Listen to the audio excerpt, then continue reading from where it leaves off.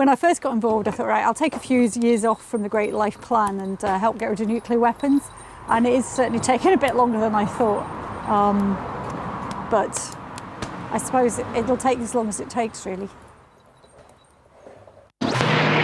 In the 1980s, the camp started with the Falklands War and the fact that nuclear submarines were sent down the base. And then shortly after that, it was announced that Trident was to replace Polaris and was to be at Faslane.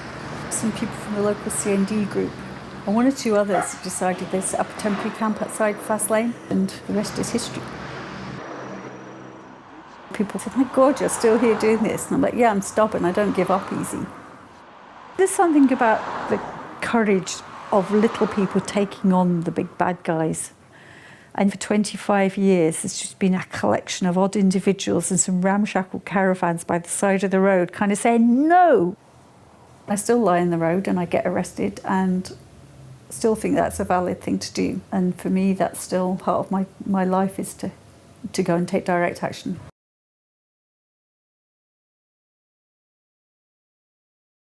But the main thing, and one of the main things for Spirit of Revolt that is like a primary aim, is to get material and to get it scanned as quickly as possible and to get it on the net to make it publicly available. And I think we've prioritised the Faslane focus as, you know, one of the next things that we're going to digitise, because it's really incredible, especially the length of time between 1986 and 2002 to go through all those different issues. But that's what the archive is at the moment, and I think now maybe people who are here who have experience of Faslane and the peace movement might want to say something themselves. Me? Well, I mean, there's people in this room that have probably been more involved with these things than I have over the years. I've only been in Scotland about a year. But it's certainly lovely to learn about. It's like the Occupy thing. I learned more about Faslane that day than I did do living at the site. You know, there's a lot of stories that need to be told, I guess. That when I'm doing tours of the place, you know, I'm telling like a third or fourth hand story, you know, and then someone will correct you about different things. And sometimes I think some of these stories just never happened, but you can't tell, you know, because the person that was there and involved in it has moved on to do different things. So it's quite certainly eye-opening having a look at some of the historical archives. I don't know. I mean, they talk about what living in camps like at the moment. We need more people to live there, basically. We've got about 4 permanent members. It's too big for 4 people. The numbers, I take it, fluctuate considerably. Since COVID, not really. No, there were 2 people there at the end of COVID lockdown, and there's been at most probably 8 living there since then. But that was only for a short period of time after COP26, after the Valley House movement. So it's been pretty much me, Wilhelmine, Andy, and Michael for a year, pretty much. So obviously we've got the 40th coming up, so we've been doing a lot to plan that. So yeah, I mean, that's next, not this weekend, next weekend. So what's happening for that?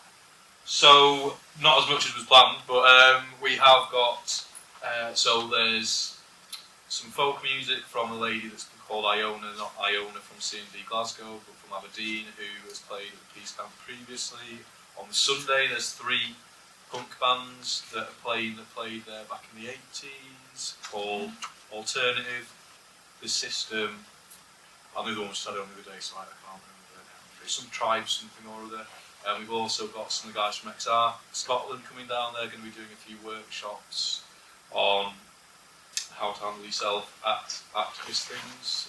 We've got friends of ours from C&D Aberdeen doing a presentation on online security during actions, because certainly a lot of the younger people just... Well, for one guy managed to infiltrate 4 things on COP26, and they were all over us in the morning, and, you know, this was after me getting told off for being a bit blunt with people at that Valley House swap before I cracked it, so I was going to go and crack it, and I was like, can't do it, man. Not with you guys. You know, you need to think about this stuff. And anyway, Kevin will be giving that talk. It's absolutely Kevin's brilliant. fantastic. Absolutely Yeah, they really know their stuff. And mandatory for all activists with a mobile phone is to listen to what Kevin has to say. Yeah, absolutely. I mean, I've got my entire phone locked down. It doesn't even have it doesn't even have Google searches on it, but it's a smartphone, which is, you can do. You know. Yeah, I don't know how much you want me to say about these things. No, that's really interesting because it just, I mean, something that Jane always kind of highlights when she's talking about their time at the peace camp or different types, like, so they had lots of actions.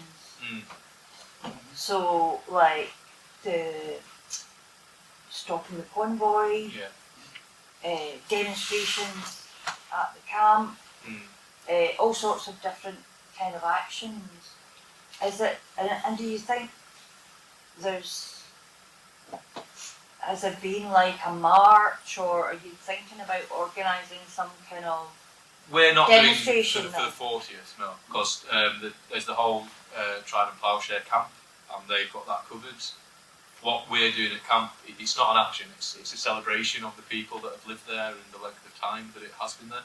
In my mind, the position that I try to position camp of is, you know, that the hippies and the punks and the crusties are already all sold on this. We don't need to convince them that nuclear weapons are bad. So it's about making people that are perhaps on the fence, make peace camps perhaps a little more palatable for the ordinary person, and also to make it more of a beacon of, it's hard to do, and would probably never achieve it 100%, but to do, it's just, you know, to live sustainably with nature, you know, as opposed to against it. I think I see people come through the camp, there's a lot of phone addiction, there's all sorts of, you know, there's all sorts of things, but whether it's, you know, fast food or blue lights in your face, we don't live with nature anymore, and I think we've got a good place there, along with, you know, the anti-nuclear stuff to demonstrate some of the values that XR are trying to promote, I think. One of the things which the peace camp was really invaluable work, tracking the convoys. I personally was very much involved in this. A convoy never ever came up without being stopped or something like that. And the convoy came 2 days ago. Nothing happened. There's 4 of us, man. There's 4 of us there. We've got lives and stuff, you know. It's. I used to be Newport, used to regularly follow up. I regularly followed up the convoy, stopped it on many occasions, got arrested and so on. Now that's gone. It's partly due to COVID. But it's also this. I go to the car now. Used to have a car. And myself and Johnny Ainsley. Yeah. But you see, we regularly we support the peace camp. And I don't know if they had a car. There has been a site vehicle that was used for that previously. I mean, we do have bikes, but the problem that we have is that there's sometimes 2 or 3 people on site, right? And if we leave, they'll get rid of it.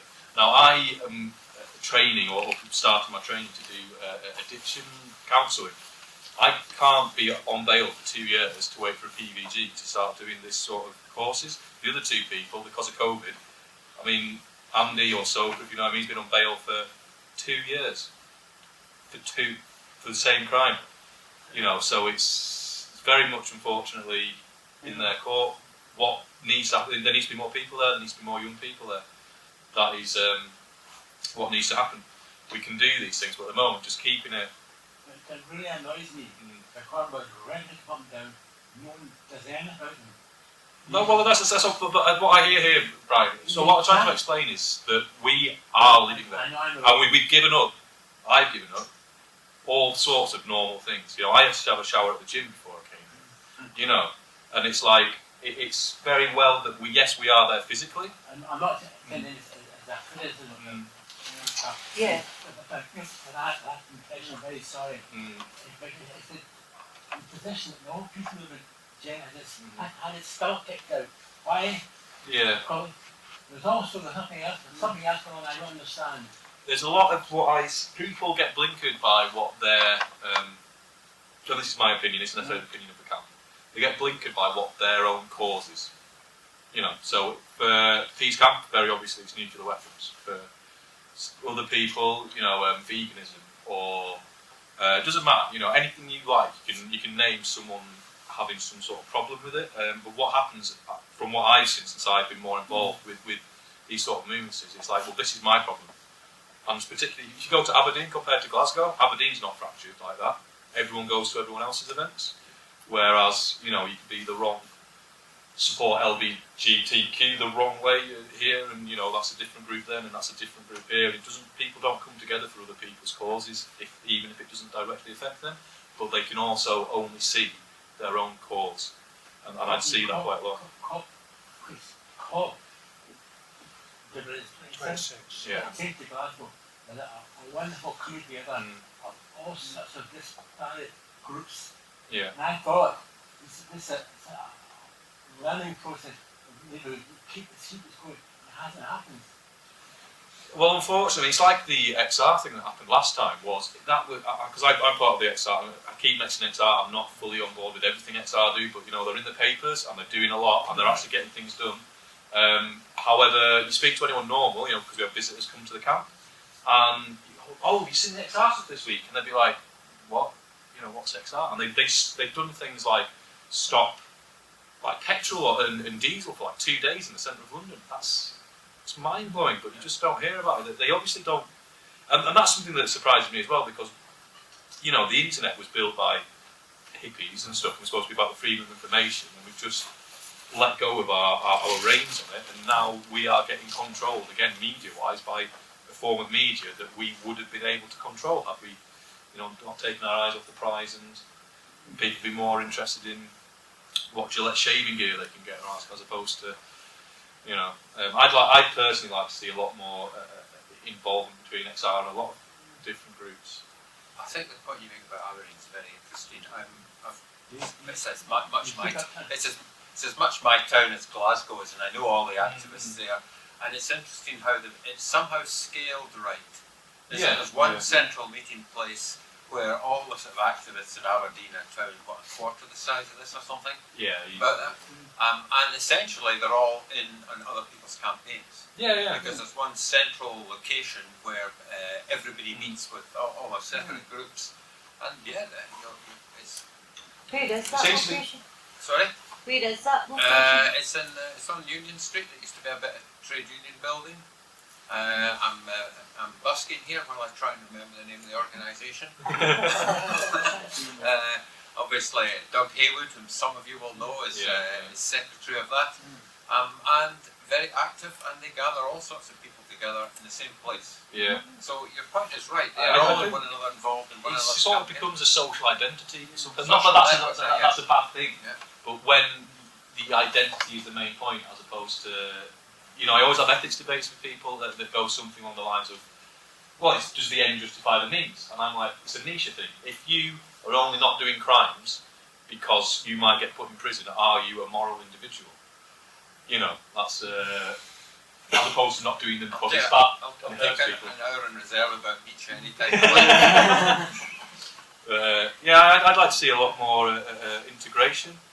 And there's certainly things that we do at Peace Camp, which I don't think there's probably anywhere else in the world you could learn to do them to the level that we do them at. You know, our lock-ons and devices like that are, you know, they're pretty impressive things. But again, only having 4 people, we can't even do outreach to other sites and stuff, really. So, Brian, are you still tracking the convoys? Well, that's a good question. Jane Talents. She's still tracking them, I know. Look what is still existing as a network of people. But in terms of actions in Scotland, it's just there's no one there to do it now. I can't ride now, and so the ability to ride with me, he can't come in now. So that really annoying thing is conducting Scotland will do it again, and it's just it's a milk run. Yeah, no, it's incredible. They're trundling the end of the world through our streets. I don't give a fuck. Yeah. No, it'd be interesting because, I mean, I think that's all about as well, kind of, you know, intergenerational work. How do you pass on those skills to younger activists or get younger activists involved who aren't aware of that? You know, sometimes people just assume somebody's doing it, like, oh, Youth Watch must be doing it, or Faslane's doing it, or somebody must be doing it. Youth Watch in Scotland, it's myself and Jane Townsend, one or two others. That is all, and the rest of it are high and phoning us up, saying, oh, I saw a convoy in Birmingham or something like that. You know, it's really, that's how we do it now. Well, I'm making pessimistic observations. Can I flip that over and say, in this month, when Highland Cloudsetters and Catholic worker are coming to the camp, I have great hopes that, listen, that meeting never, when I went to the Peace Camp and talked to people, and it wasn't going to happen at all. Okay. Jane, Janet said that couldn't do that. But Angie Zelter, Angie colleagues know that she's it's going to happen. Yeah. God bless Angie because she's really fantastic. And so I have hopes that we can take an arse that we all need collectively as a country. To stop out of this. You would think. No, I think that's really important. You would think that there would be links with climate activists, you know, Extinction Rebellion that you've mentioned, but you would think they would pick up on, you know, the armaments that are 30 miles away from Glasgow, you know, and then you've got the whole Ukraine-Russia thing ramping up and longer range missiles, you know, coming into this. The most immediate threat to the climate, the detonation of nuclear weapons, was destroyed. Well, all wars just create pollution, they create. Apart from killing millions of people, they also destroy the biosphere that supports all life. The problem isn't anything to do with what the cause is. The problem is the entity that it comes from, and if it's the military, man. You know, it's very off-putting, isn't it? You know, you could possibly win against HS2. You could possibly win. The more money that we cause them down at Peace Camp, the bigger their budget gets. You know, it's a very difficult situation. Because I mean, with the actions and stuff, like, I mean, for me, it's only worth doing at Faslane, not other places. Only worth doing actions there if it gets press coverage. If it doesn't get press coverage, then you're not reaching anyone, and all you're doing is getting them a bigger budget. I mean, is it the military or is it the armaments industry, you know, and capitalists? It all feeds in, but the point I was trying to make is that if you're someone that's just kind of getting into activism, as a lot of XR people are, you might have a go at getting people to eat a few more lettuces, but, you know, convincing the entire country to give up nuclear weapons is it's a different kind of battle, you know, it's more of a PR. You know, I mean, the problem I have with XR and all this kind of thing is all the energy is used in mobilisation and nothing in organisation. And to get people in, you know, it's a waste of time talking to themselves. You know what I mean? It's like this is my problem with most of these groups. And as you say in Aberdeen places, there is wee pockets where it works, where people support each other. Because I mean, back in the day, you know, there was a women's movement, there was the anti-war, there was everything else, and it was all the same thing. You would do it 1 week doing this, 1 week doing that. But you know, so I'm seeing as this mobilisation. How many people can we get in the street? That takes a lot of work and a lot of energy. And unless you can double that number the next time you do it, it's not really effective in getting more people involved in the movement. And the thing is, you know, I keep thinking what you need in the Peace Camp is some kind of like cottage industry or something like that. You know, there needs to be something there that keeps people going. So it's, I mean, because obviously the Peace Camps, we're consensus-based community. Even if I do sometimes take leave because it has to happen, but you know, the decisions aren't wholly mine. There's people that do disagree with the way that I would or might want to do things.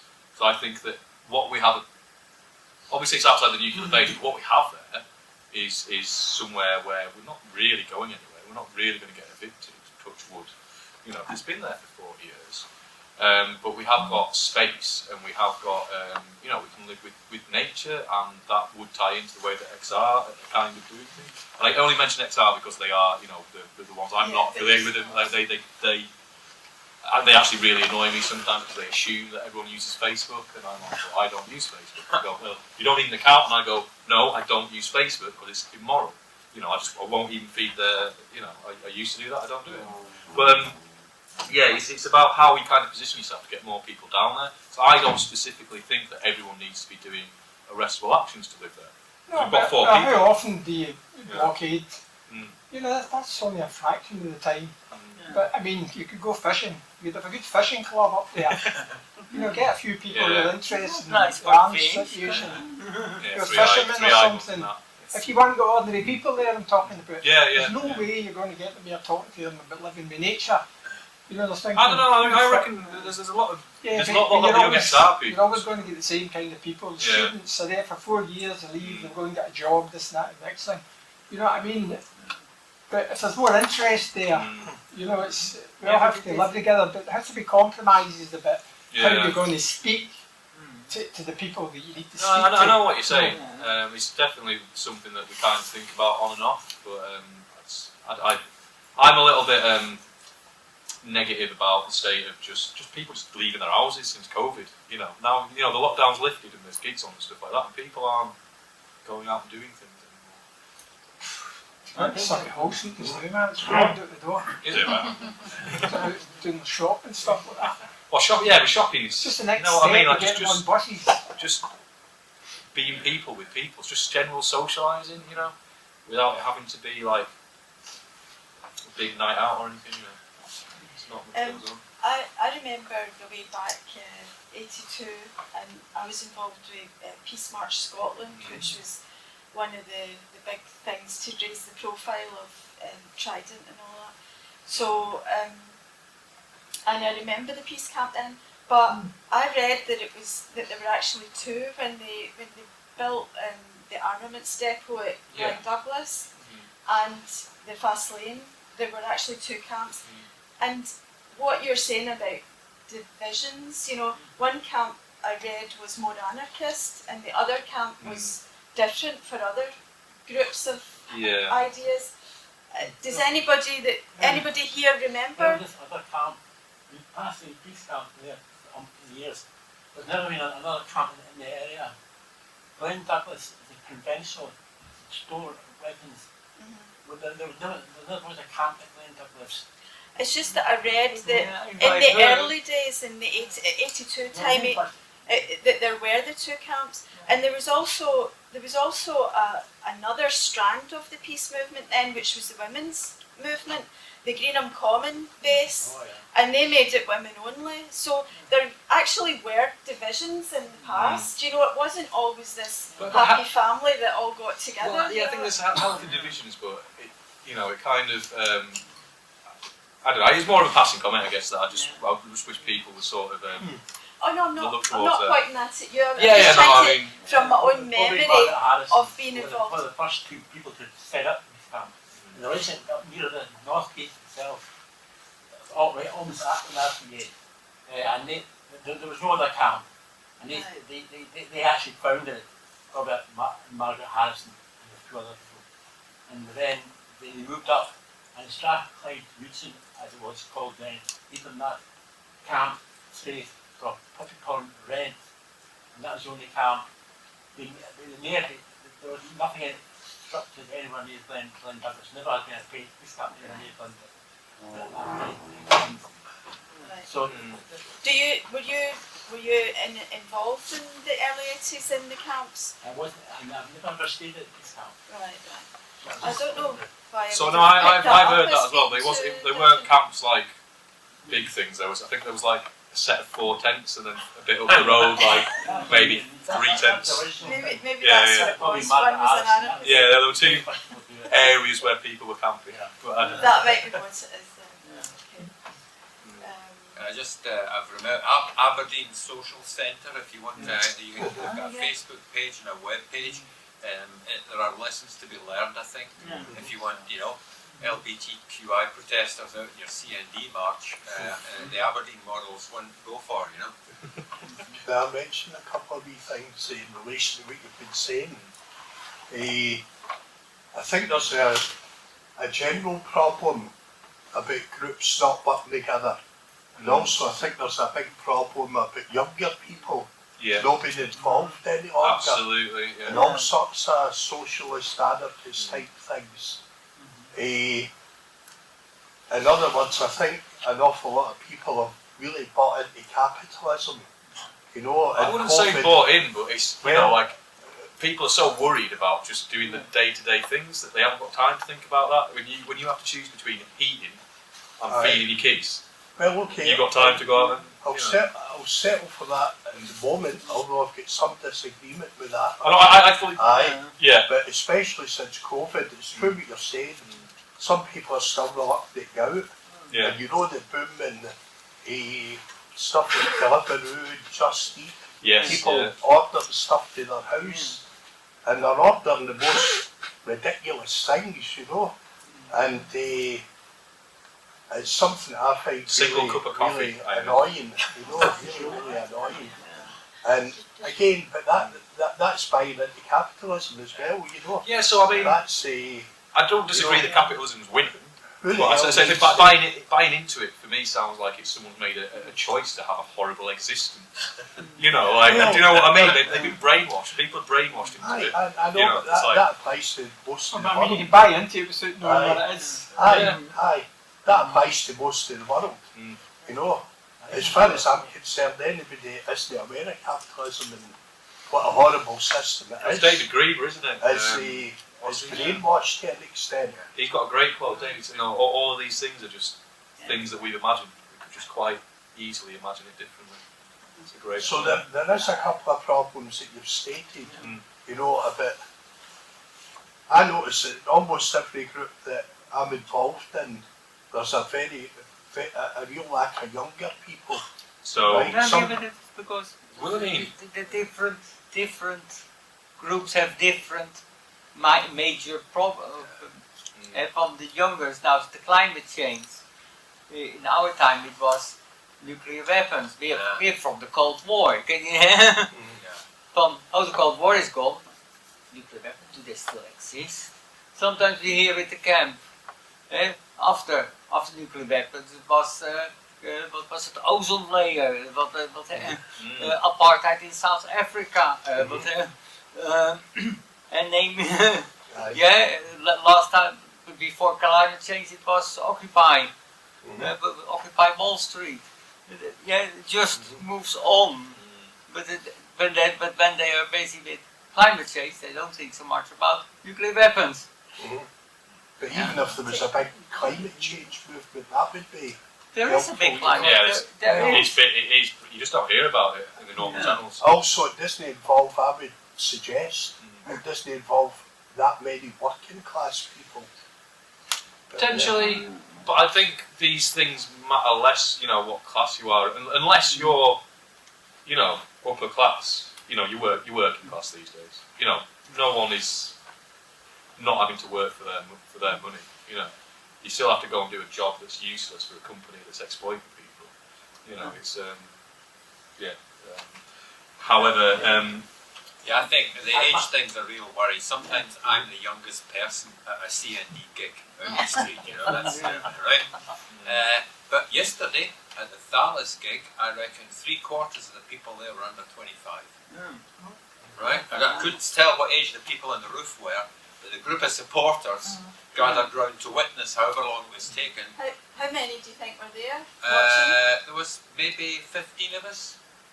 Now, what was a little disappointing, I got an email, grabbed the banner, went down. They occupied the roof. I think everyone else was SPSC. It was David Pooler and me, and everyone else was SPSC. And I thought, this is an event, we've got to get down there, you know. And it wasn't not a lot of different groups populating. Palestine group, wasn't it? I went to that Kenya Street party the other week. You know, that's quite good. Quite a lot of very people there. I was here last night. I'm only working, I live in Govan, and I came down later to Talles. I've been asking for a long time for a demonstration outside Tallaght, but also for governed people to know what goes on in Tallaght. Now, sorry I'm late, I was at another thing, and I'm listening to what people are saying about Bob talking about trying to ground stuff. Now, as far as young people, Fridays for Future were really quite active, and then the big thing happened. I'm connected with a couple of groups, Campaign Against Climate Change, which is trade union focused, Scott E3, again, rank and file trade union focused, so there is that. I'm loosely connected with the Campaign Against the Arms Trade, and so I got interested in Tallaght. Now, in terms of what you might call winning hearts and minds, and in terms of what was mentioned in terms of the cost of heating our homes, we do some nice things in Govan. We do community meals, so you're not having to use your own cooker. We've got a lovely wee community garden. We might even be going to have a bigger community garden if the farm's chugging. So the idea is growing stuff together, eating together, using somebody else's fuel, but also the opportunity to sit and chat. Now, my dad, you'll remember my dad, John Morgan, chair of the Campaign for Nuclear Disarmament, used to lie below the convoys. My dad was an educator and sat at the Faslane Peace Camp asking the punks why they've got that piercing in their nose. And what was really nice was it's a bit of expression, and he was getting it, you know. So it's this idea of bringing the age groups together and bringing the community together. Now, people in Govan don't know what happens in Tallaght. In fact, I took another Govanite's an okay expression. I took another Govanite to the demo last night, and he didn't know what Tallaght was all about. So our MP, he's a wee bit less friendly with me, and he's a good guy, Chris. He's quite a lefty. Chris was in congratulating them on their contract. Their contract is for the optronics for the Dreadnought fleet to replace Trident, and the SNP are telling us they're going to get rid of it. And there was Chris. I've got the photo. Also, Chris commendably called out the Turkish invasion of North Syria, Revolt, and Tallaght sell to Israel, sell to Turkey and other horrible regimes. So I asked Chris, why are you in there? And he said, it's a local employer. Well, I don't know anybody in Govan that works in there, and it would probably be maintenance jobs. Now, I'm also a member of Unite the Union, the retired section, and I did a wee climate chat and I spoke about Trident, and my dad had a copy of the STUDC report that showed the many, many, many jobs that could be created with the type of money that gets thrown away. Now, the Helensburgh people have the maintenance job. It's the Navy that's got the better jobs. Same at Tallaght. MDs from working, and never let me say M against cleaner. My partner was a cleaner at a community centre. Cleaners hold up the earth. But it would be those types of jobs in Tallaght.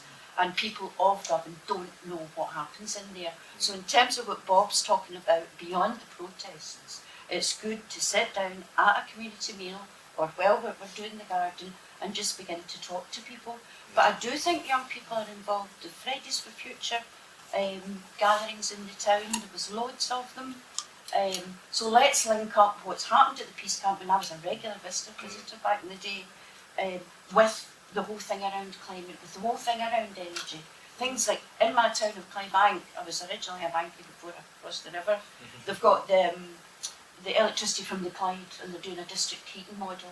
What I'm saying to the community council in Govan, why can't we do that in Govan to get away from fossil dependence? But it's only when you sit and talk to people. I'm talking to the housing association about whether district heating would be possible. I think what Bob's saying is bring it down and make it real. I suppose the classic case is Galgale. I mean, Galgale is a motorway protest. A few hippies in a field, nothing doing.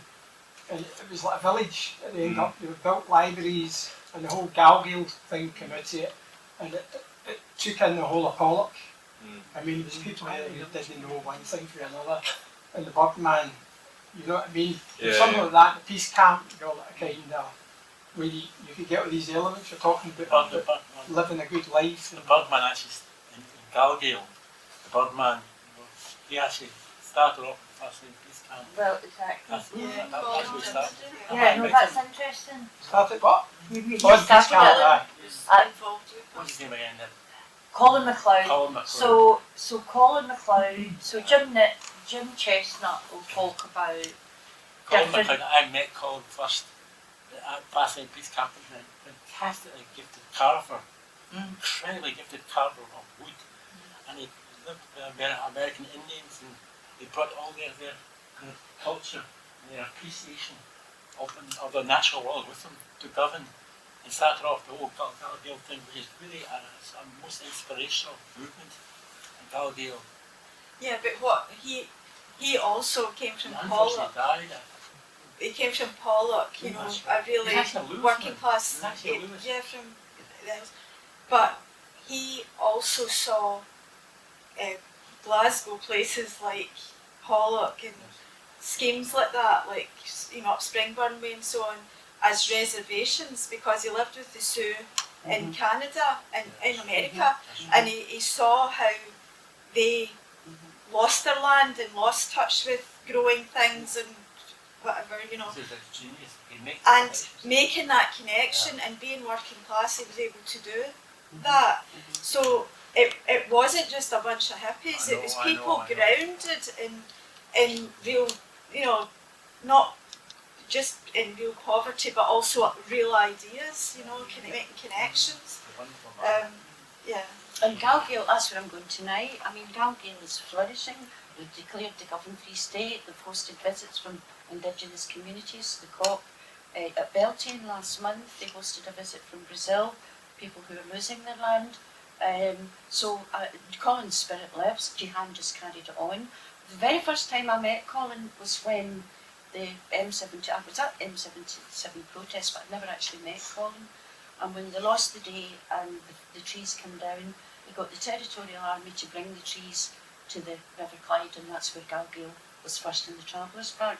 And when I first met Colin, I said, "Oh, you're the Birdman," and he said, and I remember this, he said, "That was protest, this is building."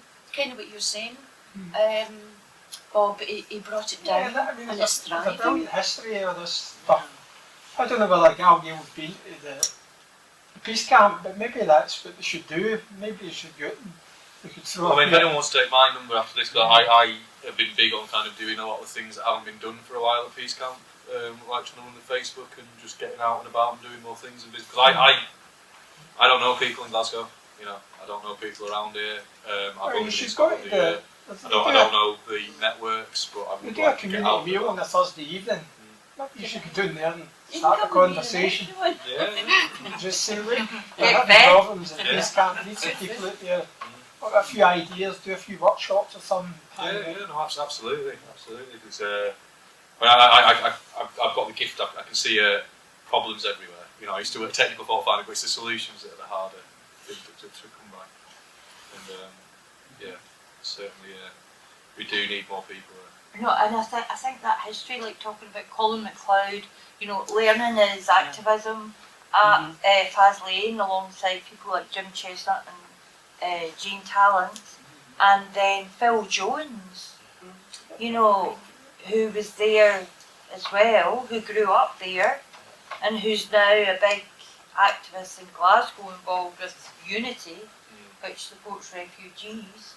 So, it was a fertile ground for people to develop themselves. It still is. But we were showing videos, what was it, 2004, May Day. And it was, we were at the May Day then, it was pretty kind of shite, just this kind of.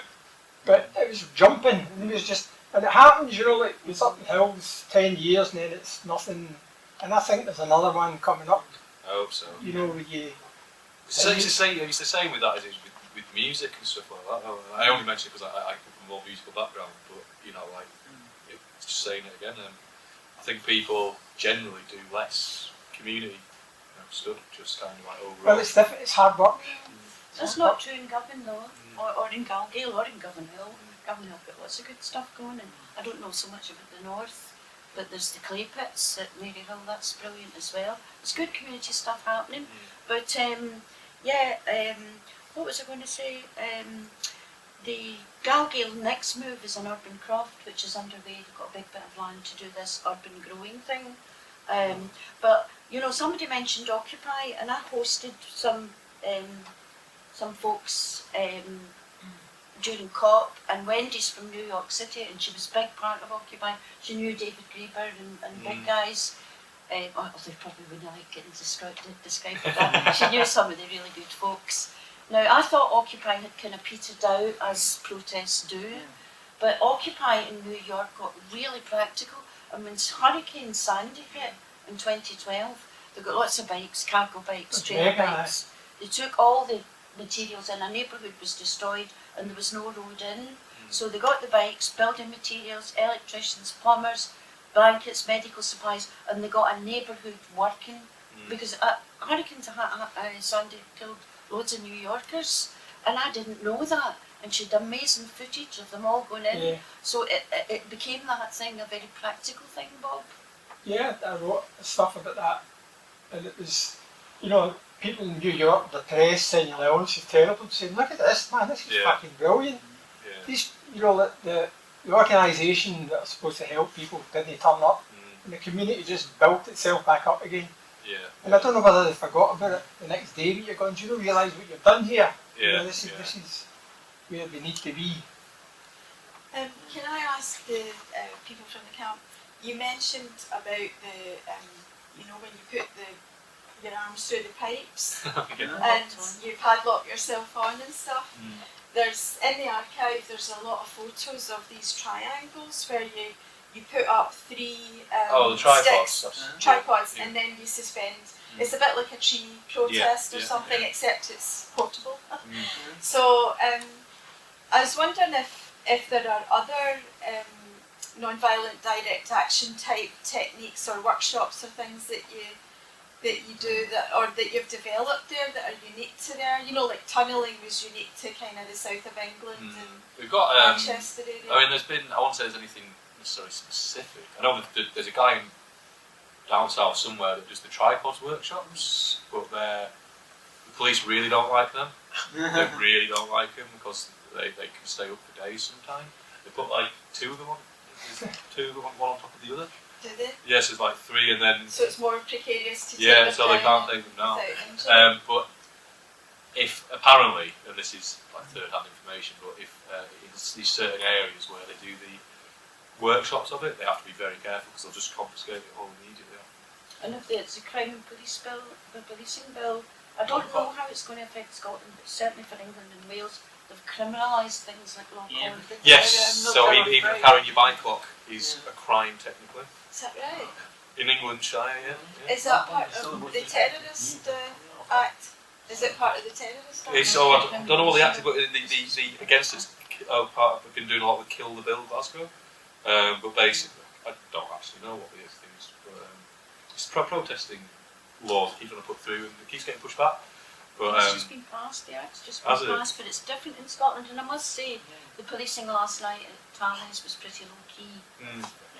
Sounds like there were hardly any people though. Well, there wasn't that many people. Well, I've been because I saw about 8 vans in a photograph, transit vans, and presumably they had loads of cops in them. 17 vans. 17. I saw about 8 in the photo.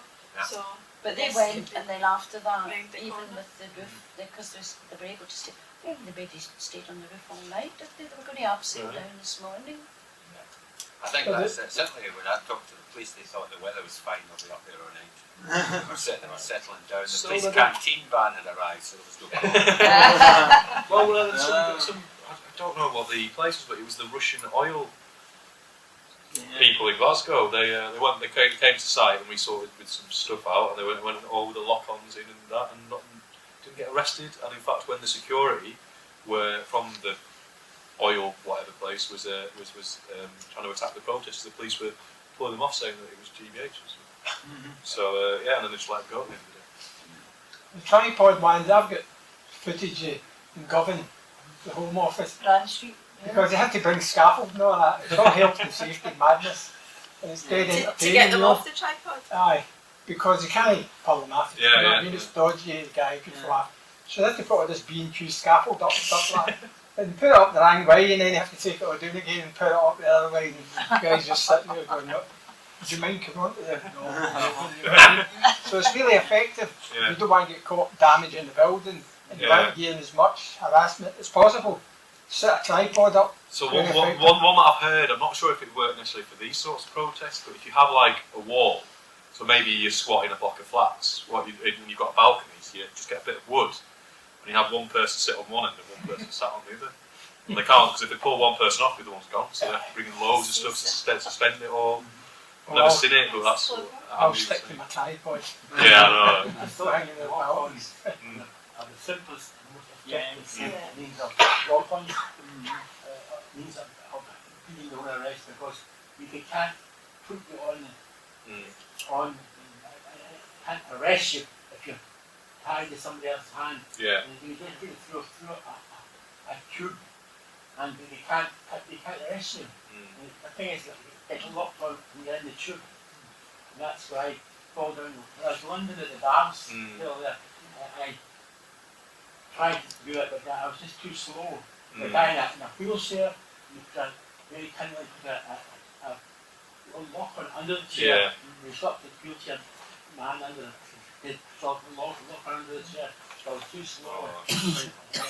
Just too slow. I hope that this time, and this month, June, when the Trident Plowshares comes up, hopefully will be lock-ons made at the camp. No, Could be made anywhere, who knows? Could be made anywhere, who But knows? that's your cottage industry right away. They lock on soon enough, we don't know where they come from. Impeding arrest is just a lock-on, and if you take a lock-on, it's suitable material. And you can't be arrested because you're touching someone else. Because It would injure you to get to They take can't you physically apart arrest from you, them. they do arrest you. As soon as you have your hand in there, they'll get the police sergeant. you can't take Give it a squall can't then. take it And, away. Yeah. Can't take it away. You can't, no. That slows the whole process up. So if you're underneath a convoy or something like that, you're locked on, you're laughing, you're there for ages. And hopefully this month, in June, when we get the camp going again, the Coldport one. Plowshares camp, bring lock-ons and do some action. And Aye. I would think So that where will the Trident Plowshares camp be? At Faslane? No, so there is another, sorry. The Peter Moats is near Colport. Ah. They have an area there. the Trident Plowshares camp, that will be at Coldport, Right. which is Loch Long, which is 7 miles from Faslane. Is it 7 miles? Yes, it's over the hill. Yeah. Exactly. Okay, that fence is always longer than that. Seem to remember the long fence. That's the last time I arrested when I was at Coldport. Right, so is that there permanently? No, land is owned by Georgina. She was a green common woman who sued the police for assault and won for a substantial sum of money. And she used it to buy this small bit of land right next to Faslane, and they had the kittens, because they thought that was a green common here, you know. Yeah. But she bought the land. She an old lady now, but the land is held as a trust because the fear was as soon as she died, they would just buy land up and just use it for MOD purposes. But she made it into a trust, and that fear is still there. Just about a couple of hundred yards. Still some of the old buildings there. The pizza oven's still there, but it's not where everyone thinks it is. But it's really interesting seeing it. Well, I mean, it's only the basis that I intend to go there and to actually try and get direct action because it's within walking distance of Coldport. And I mean, back in the 80s, again, going way back then, they ran the workshops in Glasgow. that's right. So you could actually go to non-violent direct action workshops here, self-defence workshops, how to behave when, you know, the cops were dragging you away and all this type of thing. so that when you went to the peace camp or on any of the marches down there, you felt confident because you knew what to expect. You knew what to do if something happened. There was a phone tree already set up for you. You know, it was kind of really, and it was based in Glasgow. You know, you didn't have to go to the peace camp to learn these things. You could do it I think here. Scout do stuff quite a lot, but it's mostly online now. I can't still do the training campaign against Elm Street there. Okay. Just before the thing in the Quakers' house, they did training because they do outside the big horrible arms fairs. But I'm a wee bit worried about the crime and police bill because it's an act now. And I can't really find out what it means in Scotland. No, it Certainly doesn't they're trying mean to I don't think it means criminalise anything things yet. that will Not solve, don't you mean I mean, anything for Scotland because Scotland has its own laws. But I think what the problem is once it's passed, But in I England, also they think might start some- thinking about it in There's Scotland, some isn't it? of it affects Scotland, but That's lots of it's. But I also I'm think part well, of you the group. shouldn't be afraid of the law. Don't be afraid of. The police a long time they told me from, oh, you're not allowed to be here, and I said, okay, are you going to arrest me? No, then I'm staying. no, you're right. And then later I found out I was in the right. Okay. And you know the wonderful Ulla, who swam into the Faslane Peace Camp base at midnight with her wetsuit on, the German woman, and she painted useless. She had time to spray paint useless on the side of the Trident submarine, and she did her own, not afraid. She did her own defence at Paisley Sheriff Court, and it was a woman visiting sheriff who absolutely agreed with her because they were weapons of mass destruction. And she was not just admonished, she was kind of celebrated because she had used international law. I walked in a peace walk with her, she was an amazing activist. I do you think from her? Maybe Yeah, it's the right the woman that got on the submarine. Oh, that's a cracker. Because it's a newspaper article. It's a newspaper article. It's these three women living at the peace camp who wanted. I was just telling Wilhelmina earlier. They wanted to get on. They wanted to just get in the base and get arrested. So the plan was to cut a hole in the fence and go through. They get to the fence and discover there's a hole already cut in it. So they just walk through into the camp. They get through the fence and then they think, well, we'll get past the security guards because they had guns and stuff and they block whatever this thing is, road in or something. I don't know the details. They get up to that and they discover that the guards have went for their tea break. So the whole place was empty. So they just kept walking and they got to the submarine before they got arrested. I mean, it was just, it really was laughable if it wasn't horrendous, you know. But I mean, I think. Well, you were telling us a story as well about getting through the security fences. It 2 seems years to be. ago, some people here know, broke into Colport, and she came all the way to the explosive handling jetty. Well, not being seen there, but the only alarm went off when she hung up a banner. Well, and then and I was sitting outside because I thought, there's a hole in the fence, and no police, nothing, nobody watching it. So I was sitting outside, and it took them 1.5 hours just to arrest me, because they couldn't find the key of the gate. It's so easy It's to just laugh own at. level of scariness, isn't it?